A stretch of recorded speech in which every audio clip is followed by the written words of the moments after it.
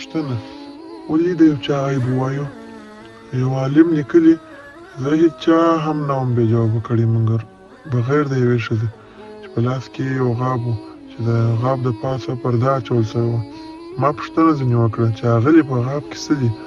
ویې ویل که د ویلو وای نو پټولو ته یې څه اړتیا وه؟ زه یې ډېر شرمنده کړم. دا یو معمولي جواب نه و بلکې ډېره ستره او قیمتي خبره وه چې له ځان سره یې دا پیغام درلودی: هر هغه شی چې بل یې د پټولو هڅه کوي تاسې یې د بربنډولو او لڅولو هڅه مه کوئ. د هیچا د پټې څېرې د ښکاره کولو کوښښ مه کوئ اگر چې تاسې په دې یقیني یاست چې هغه بد دی. همدومره بسنه کوي چې هغه ستاسې احترام وکړ او خپله ښه څېره یې تاسو ته وړاندې کړه. الله دې په دې دنیا او آخرت دواړو کې زموږ په ګناهونو پرده واچوي. که موږ د یو بل په ګناهونو خبر سو نو باور وکړئ چې یو بل به دفن او ښخ هم نه کړو. کوښښ وکړئ چې د هیچا عیب هم په رابرسېره او ښکاره نه کړئ، ځکه که چیرې هغه ستا له عمله شرمنده سي نو سبا به قیامت په ورځ الله تعالی څخه پوښتنه وکړي چې ما خو په خپل بنده پرده اچولې وه نو تا بیا ولې هغه وشرموئ؟